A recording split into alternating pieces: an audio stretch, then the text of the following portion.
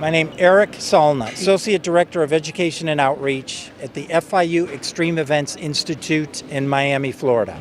Thank you so much for everything you do, because we just seen your presentation and that's incredible work which you are doing. So maybe you can tell a little bit more what exactly the role in the climate change sphere you're playing, because that's a lot, I would say, right? Right. We all know we're in the midst of climate change issues, more extreme events, and they're getting more and more costly, each and every one. So at Florida International University, we play a role, but it's a team effort, right? There's so many good people and organizations doing great things. But FIU, we do a lot of research. And parts of our research, first of all, have to do with the various hazards. So we do research on hurricanes, on storm surge, the development of hurricanes, sea level rise, and all those are hazards now related to the climate change issues. South Florida is ground zero when you talk about sea level rise and for hurricanes.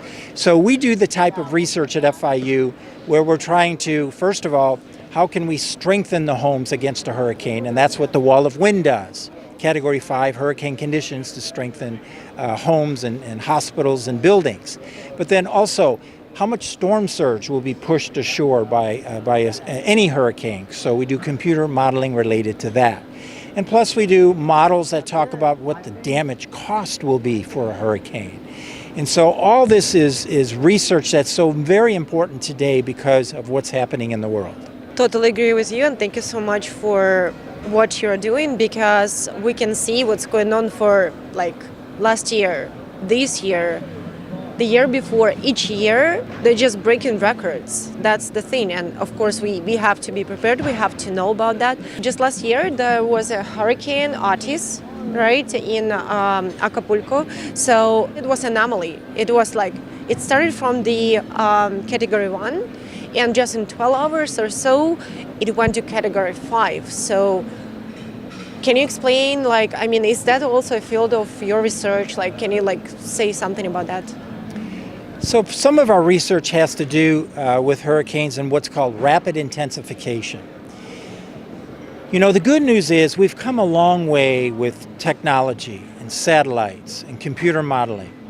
And there's been good news in terms of the improvement on the accuracy of these forecasts. And not only the track, but also the intensity. But there's still work to be done. The atmosphere is such a big system, and we've done well, we've gotten better, but there are hurricanes that still sometimes are not forecasted very well with rapid intensification. We're doing much better, but there still are cases where it's a challenge.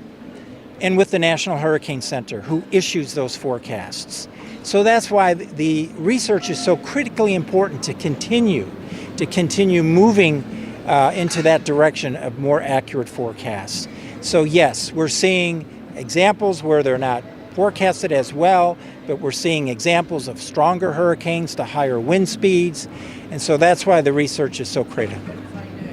How do you think, how much is that important to study all the disasters from the multidisciplinary research, so doing this holistically?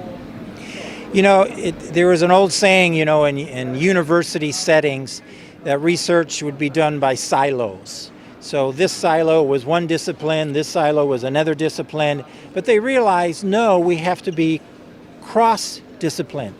We have to be multidisciplinary in our approach. So now all grants that are written now have to show that it's not just going to be engineering, or not just the social scientists, or not just the political scientists, or not just the meteorology department, or whatever department it might be, that it be a group, a team effort. Because that's really, in the big picture, that's how you really have to look at a natural hazard holistically, because it affects a community in all those ways. So now if you can address it in those different ways, then that makes now the results of the research just that much more valuable.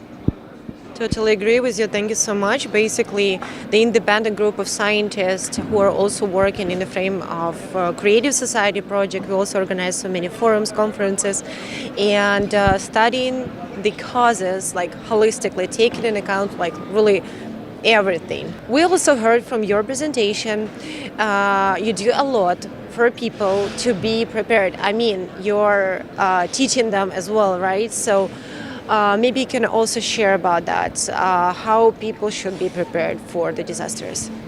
So when you think about it, no matter where anyone lives, and everyone lives in different communities, not just Florida, but all across the United States and all across the world.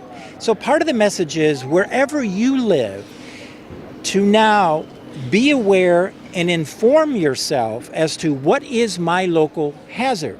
Is it a hurricane? Is it a tornado? Is it an earthquake? Is it a wildfire?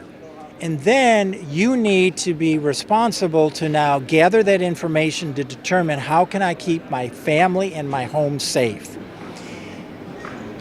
Sometimes, we get busy, we're all busy, people are busy, but to take the time, it comes down to all of us. It's incumbent upon us to take that personal responsibility and personal accountability to be ready and be prepared.